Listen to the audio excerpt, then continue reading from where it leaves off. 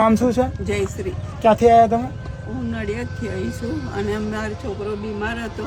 તાત્કાલિક મારે બરોડા જવું પડ્યું અને ત્યાં સગવડો સારી હતી તો મને લઈ ગયા. તો છોકરાને શું થયું હતું? છોકરાને ટાઈફોઇડ થઈ ગયો હતો, ઠંડી લાગીને તાવ આવ્યો હતો.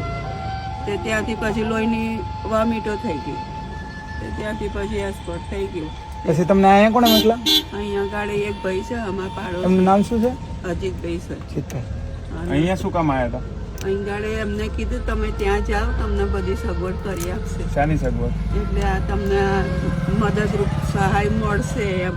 તમારી પરિસ્થિતિ એવી છે. અગ્નિ સંસ્કાર માટે અહીંયા આવ્યા હતા? અગ્નિ સંસ્કાર ને આ તમારો ખર્ચો થશે ને આપશે. બરોબર. એટલે બરોડાથી ભાઈ બરોડા એક્સપાયર થઈ ગયા? હા, બરોડાથી.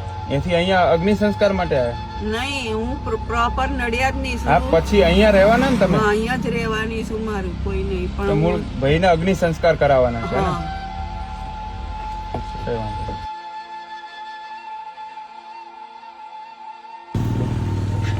તમારું બીજું હવે ઘરમાં કોણ છે બા? બસ કોઈ નહીં મારું. કોઈ નથી? કોઈ નથી. અત્યારે ક્યાં રહો છો? અત્યારે નડિયાદ મંજીપુરા રોડે રહીએ છીએ, ભાડે. ભાડે રહો છો? હવે આ દીકરા પછી હવે તમારું આ દુનિયામાં કોઈ નથી બીજું, તો તમે અહીંયા રહેવા આવી જજો. આ અગ્નિ સંસ્કારની વિધિ પતાવી અને તમારો જે નાનો મોટો સામાન હોય ને, કપડા સિવાય બીજું કશું ના લાવતા, હા. એ બધું લઈને આવતા રહો અહીંયા. જીવન જરૂરિયાત અહીં આખું જીવન અહીંયા જીવજો. અહીંયા જીવો. તમારે લાવવો જ લાવજો, ના લાવો કશું નહીં. તમે તમારા એક જોડી કપડા લઈને આવી જજો.